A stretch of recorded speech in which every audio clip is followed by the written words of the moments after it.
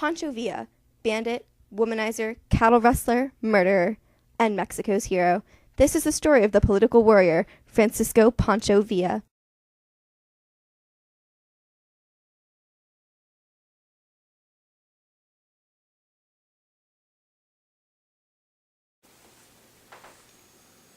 Oh, why, hello there. I'm Professor Cooper McCooperson, and I was just reading this riveting book about Pancho Villa.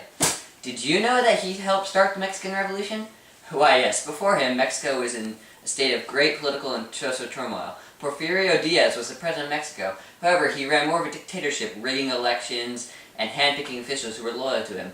Diaz was the president of Mexico for 34 of the 4 allowed years, and corruption was evinced throughout all of those years. Court systems were a joke due to bribes.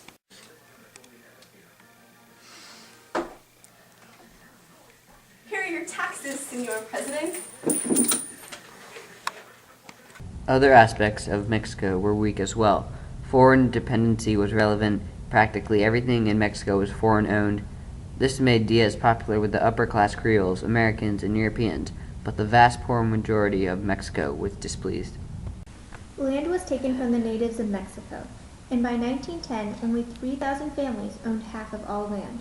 The other half of the land consisted of rainforests and deserts, and so farmers starved. The majority of the Mexican population lived in debt peonage.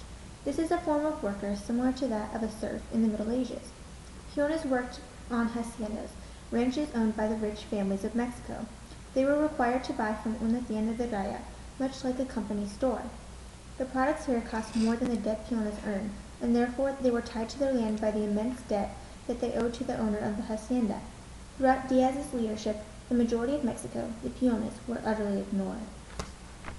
One of these peones was young Doroteo Arago, born in 1870 to a poor family in debt peonage. Doroteo struggled to survive and support his sister and widowed mother.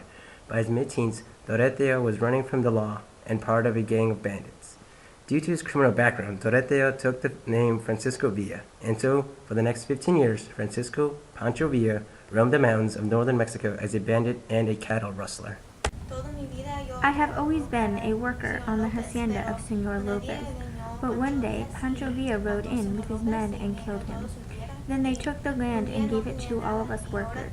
I could not believe it. I had nothing, and now I own acres of land. Pancho is a hero.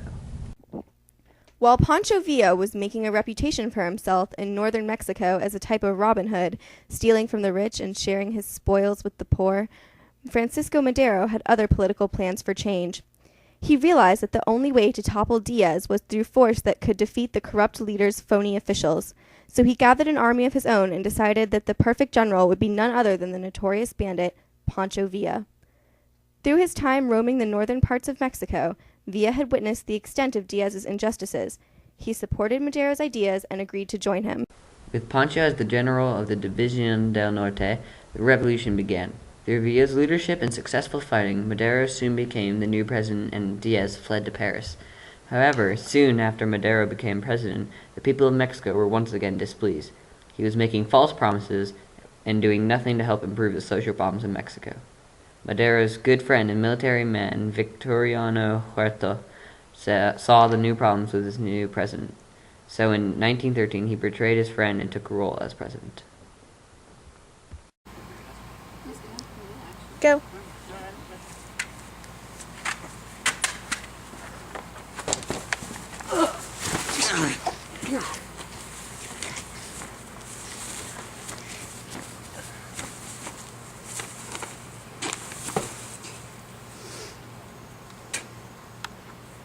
Please stop. Pancho Villa had been living happily in Chihuahua, but when he heard about Huerta's betrayal, he took up arms again. He gathered local rebels and with 8,000 followers began his fight. Pancho Villa captured town after town in northern Mexico. His most devious victory was that of Ciudad Juarez. Pancho and his men attacked a train leaving the city. They forced the railroad telegrapher to say they needed to return to the station, and then Pancho and his men rode the train unchallenged into the Ciudad Juarez. La Ciudad Juarez was an essential victory. This border city allowed Pancho and his men to smuggle in supplies and weapons from the United States. After 3 days of fighting, the Mexican army abandoned the entire state of Chihuahua to Pancho Villa. It was 1914, and Villa was in the perfect position to take New Mexico and overthrow Huerta. but Venustiano Carranza, a political figure, would have none of this. Under the leadership of another bandit general, Carranza swooped into Mexico City and overthrew Huerta. After only 17 months, Mexico once again had a new president. Pancho Villa was angry and unhappy, and the war continued. After the Battle of Celaya, where Villa was defeated by German tactics learned from World War I, Villa decided to take a different approach. Pancho Villa and his followers of El División del Norte used a technique called hit and run. Villa would take a town, deflate its resources, and then leave. This caused mass disadvantages for Carranza and his men, but no casualties for Villa. This tactic did interfere with the United States, however. American citizens in Mexico were killed as bystanders in a battle. Villa also often kidnapped Americans and held them for ransom. After 17 Americans were massacred on a train out of Chihuahua, Villa became America's public enemy number 1. U.S. President Wilson officially recognized Carranza as the Mexican president and sent him aid and weapons. This infuriated Pancho, so he retaliated. On March 9, 1916, U.S. troops stationed at Columbus, New Mexico, were attacked by Pancho and his gang. Men were murdered, supplies and weapons stolen, and the city was burned. This was Pancho's most famous raid. The United States responded by sending General John Pershing on a punitive expedition to capture Pancho Villa.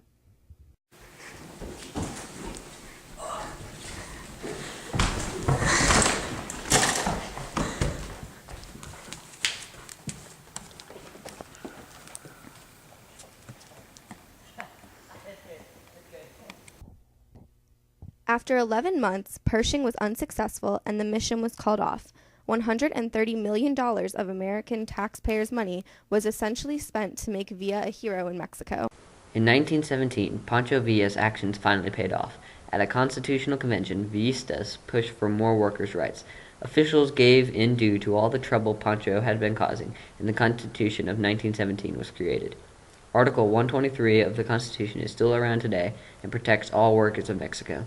Pancho Villa's social reforms were successful and popular, giving workers minimum wage, insurance, and a day of rest. The Constitution also gave freedom of religion, gave natives land, and decreased foreign monopolies.